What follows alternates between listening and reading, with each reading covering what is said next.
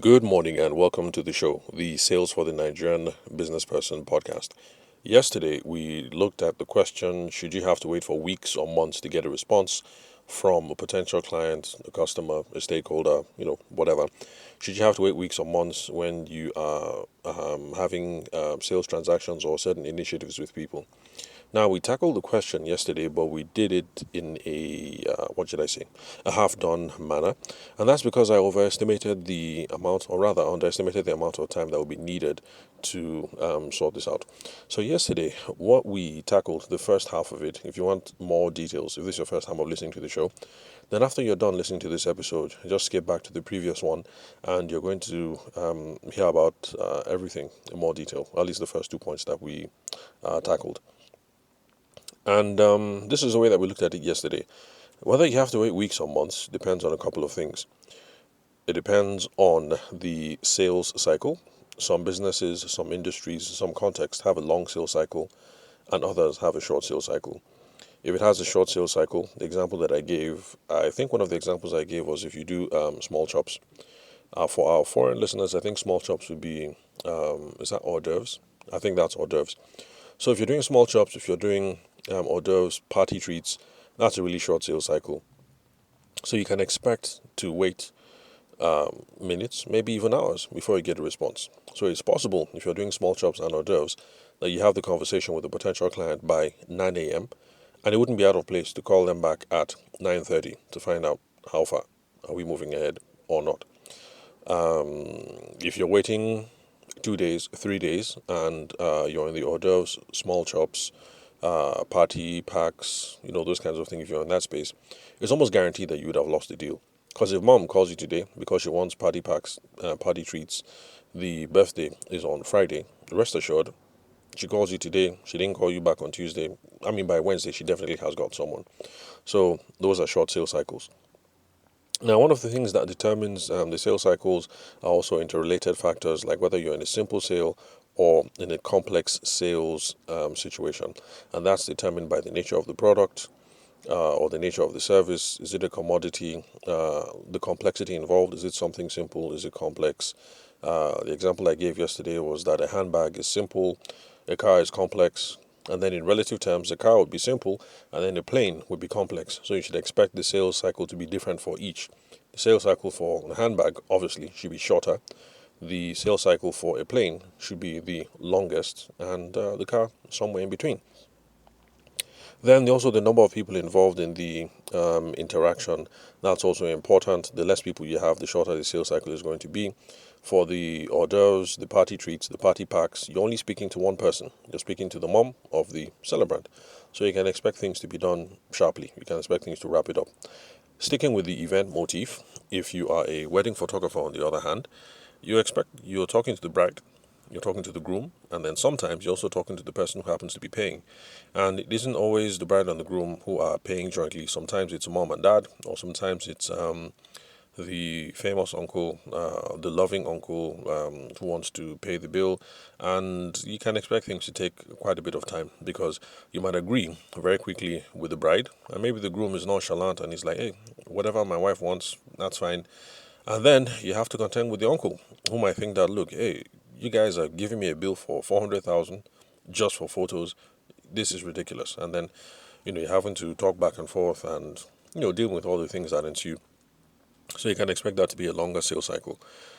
So these are the things that we ought to consider before we have a realistic idea of whether we have to wait days or weeks or months or minutes before we get a response from a potential customer, a client, or stakeholder, investor, whatever. These are the things that determine it. So don't always lose heart if you've waited 3 or 4 days. It depends on your context.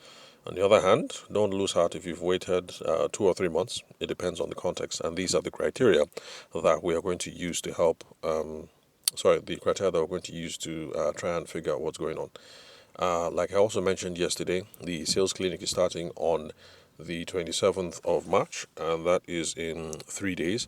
And it's going to be personalized sales coaching delivered over WhatsApp. And that's the whole point of the session, so that if you happen to be facing these kinds of problems in your business or in your career right now, because there is some level of stakeholder management and agenda management that goes on in corporations. So if these are the sorts of issues that you're facing, I'm available to help sort all these sorts of things out.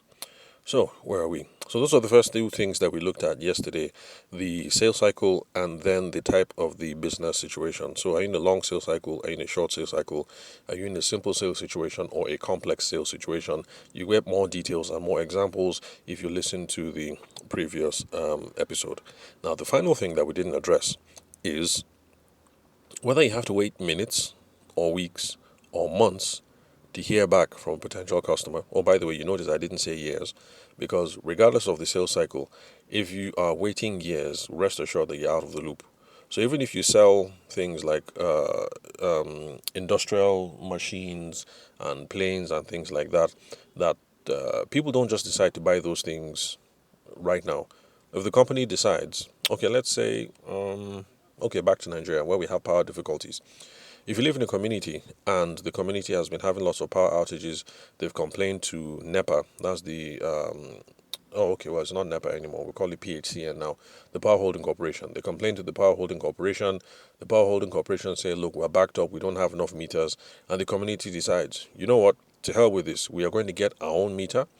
Sorry, not meter, transformer. We're going to buy the transformer ourselves, and then we'll have you guys hook it up later. Now, for those of you who are foreigners listening to this show, I mean, that sounds incredible, but in Nigeria, it happens all the time, especially in Lagos, where it's crowded and overpopulated. So Lagos, Kano, sometimes communities just they just get tired, and then they go ahead and they buy the equipment themselves, and then the power company comes and hooks everything up later on. So, if as a community you guys decide, you know what, we're going to buy a transformer. Now, transformers really, really, really expensive. My guess is that perhaps they might need to be imported. Some research is going to have to be done about what kind of transformer does the community need. Is it a 5 kVA, 3.5 kVA, is it 1.5, whatever. Those of you who are engineers, you know the technicalities about these sorts of things. So this is a huge commitment. So the community decides today on January the 1st, don't expect that they're going to buy it on in February or March or April. So but what I'm trying to say is that when people make all these huge considerations, if nobody has gotten back to you in a year, let's say the community, the head of the landlords association reached out to your company because you guys import transformers and all these electrical infrastructure. If they reach out to you January 1st and you wake up one day and it's, December 15th, I mean, rest assured that you guys are off the table. It's been too long. And so that's the reason why I didn't say yeah, because no matter the sales cycle, long or short, if nobody has reached out to you in a year, I think you guys are. I think we should be confident that somebody else has walked off with the deal. So a year, that's definitely too long. Yeah, so that's it. Okay. Now, the final thing that we have to consider is whether you have to wait weeks, months, minutes, it depends on whether you are in a continuation or whether you are in an advancement. Let me repeat. Whether you have to wait minutes, days, weeks, or months depends on whether you are in a continuation or you are in an advancement. Now, that's a little technical sales term, so let me explain what they mean. A continuation is that situation that you're in when there's another customer on the other end, there's another person. You guys clearly have a sense of rapport. You guys like each other. You guys love each other. You flow really well. The phone conversations are pleasant. The emails are pleasant. The back and forth is really, really pleasant and polite. But for some reason, whenever you guys hook up, whenever you call, whenever you visit that potential customer, even though you're nice and you're just about everything, there's no clear agenda on the table about why you guys are talking or what you're supposed to do next. That is a continuation. That is a continuation because when you're stuck in that kind of behavior pattern, meeting after meeting after meeting, you guys show up. It's nice. It's pleasant. You guys talk the weather. You talk Real Housewives of Atlanta, Real Housewives of Abuja, You talk about holidays, you talk about children, you talk about everything, but there's no clear agenda or framework on the table about this is what we need to achieve, this is what we need to move forward to seal the deal, then you're stuck in a continuation. And continuations, unfortunately, go on forever until you discover that someone else has won the deal. And this is something that my wedding photographer friends, back when I used to be in the event space, wedding photographers, wedding planners, is one thing that used to get them really, really surprised. They'd be like, I thought everything was going on well. Like, we used to vibe. We had coffee. I brought them gifts. We used to hang out. I even saw them in church. I thought everything was okay. And, next thing they go with Okwechuku wedding photography. Like, how did that happen? It seems to come out of nowhere. It just blindsides them. One of my friends, wedding planner, she had one of those like soul searching moments. Like she couldn't believe that this bride that got on so well with her, they were talking personal issues, they were talking relationship issues. I mean, they really developed a deep, deep, deep relationship. And then she just woke up one day to find out that another wedding planner was doing it, and in her own opinion, it was a wedding planner who was not as talented or sophisticated or what's the word, creative, and all that. And that's because you guys are stuck in a continuation. You have rapport, but there's no clear agenda. When there's no clear agenda, there's room for the person who might even have the lesser amount of rapport, but he has a clear agenda or she has a clear agenda to move the thing forward. That leaves room for the person to just go ahead and steal the deal. So it's nice to be friendly, but business is not about making friends. But anyway, that's a separate podcast episode.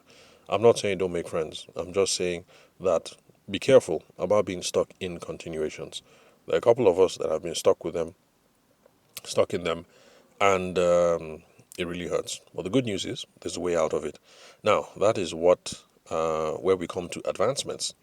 Now, an advancement is that situation in the conversation, that stage in the relationship, where there is a clear agreement by the parties on what the next step is. That is where you want to be, and that is where you have to be to move things forward. If you're stuck in a continuation, you're not only going to wait minutes, you're not only going to wait weeks, you might also wait months because you are stuck in a continuation. It's not clear what the outcome is supposed to be, so you're always going to call, say what's up, how are the children, are you back from travel, congratulations on the promotion, oh, these Nigerian elections really turned out to be terrible, oh, Trump is running again, we're in for interesting times, oh, Trump is about to be arrested, my son is graduating, all those kinds of conversations, and it's just going nowhere. Yes, you're going to wait weeks, you're going to wait months, I guarantee you. But if you have advancement where there are clear agreements on what the next step is by both parties, then things are going to move on quickly. How do you get advancement? It's very simple. You gain an advancement by doing that at this current meeting. Let me repeat. You gain an advancement by doing that at this current meeting. Too many people wait and finish this meeting, finish this phone call, finish this house visit, and then after that, they now try and figure out, okay, what's next? What is the next item for follow up? How should I continue with my follow up? You agree to that right now. So if you're on the phone with the person now and you're done with the small talk, how's your holiday? Congrats on the promotion. It looks like Trump is running again. We're in for interesting times. Quickly move down to business. Okay, the last time that we saw, I visited the community, and even though you say 1.5 kVA, I really think from the number of people in this community that really what we should be doing is a 3.5 kVA generator. So I know you're talking to our competitors, you're telling them 1.5 kVA, they've given you a price, it's so and so million, but really I think this is what will best serve your community, and this is my honest and my professional opinion. Of course, they're going to bulk because the community doesn't have much money, and then that's where you now you seek some feedback and you put a proposal on the table. So how does this budget sound? Okay, I know it sounds like it's way beyond what you people are supposed to be. Well, sorry, it's way beyond what you guys are comfortable with. But you know what? The inspection that I did was just me eyeballing it. How about next time I come with my technical crew? We're going to go from house to house. We'll do 10 houses out of the community, come up with an average, and then come up with an exact, what we think, technically speaking, the community, the amount of power or the amount of infrastructure that the community needs.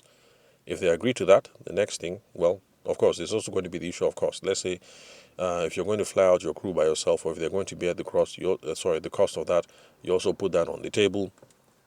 And then there's also the matter of how soon you're going to need the money to have the your tech team come down.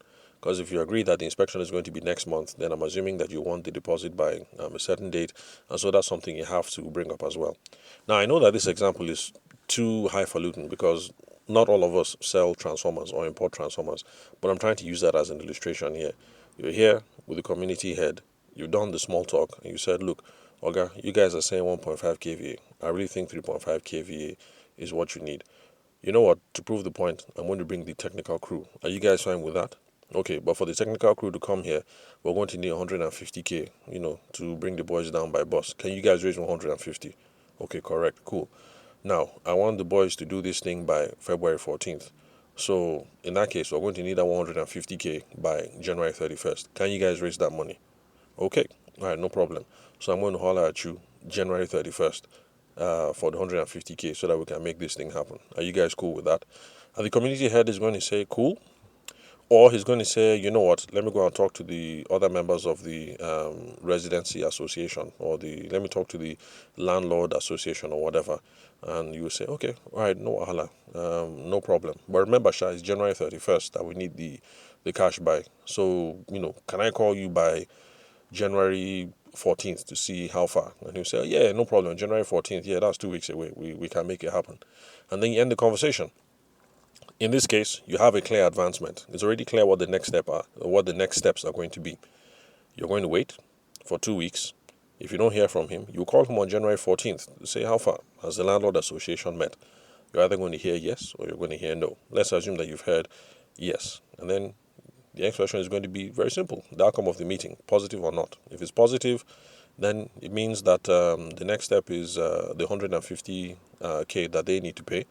And after that conversation, it's also clear. You're going to wait 2 weeks and then call them back if you haven't heard from them to say how far. We need that 150k so that we can send the boys down. So you can see how in this case there is a very clear sense of this is where we are now. This is what we need to do next to move the ball forward. That is an advancement. In this case, you're not having to wait too long. In fact, you might even wait days in some cases because it's possible that you might call the guy back after the first 2 weeks, January 14th, and he says, oh, sorry, I forgot the landlord association. We didn't meet. In fact, thank you for reminding me. Let me hook that up right now. And then they might meet in 2 or 3 days, and then you have the budget. In that case, you didn't have to wait 2 weeks because there was a clear sense of what it is to do next. You guys were in an advancement, and he gave a clear roadmap for how it is that you're supposed to follow up. Now, maybe I shouldn't have used transformers, but the thought process is still the same. You should have clear advancements. Now, back to the wedding planner. It's the same thing. Donald Trump is running again, blah, blah, blah. How was your holiday? You guys just came back from America. Have you decided where you're going to do the honeymoon? Okay, all right, no problem. Let me not take up much of your time. Let's get down to business. Based on what we discussed the last time, I think that 1, 2, 3, and 4 are the kind of ideas that we should pursue for your wedding. And then you ask for feedback. So, what do you think? Which ideas catch your fancy? And the bride is going to say, yeah, I like number 1, but I don't like this about number 1. Can we incorporate elements of number 3 here? And can we change this? And can we add that? And you say something like, okay, yeah, that's true. It makes sense. How about I do this? Since I only came here with costings for 1, 2, and 3, but you've come up with some custom ideas, can I have 1 week to make some inquiries about how we get this, how we pull this off, and then give you a new budget? And then the bride will say, yes. And you say, okay, all right, no problem. And then you move on. In this case, it is very clear. You've put together a couple of options, you made a proposal, the person wanted a few tweaks, you've asked for some time to get back to them with a new budget and new options.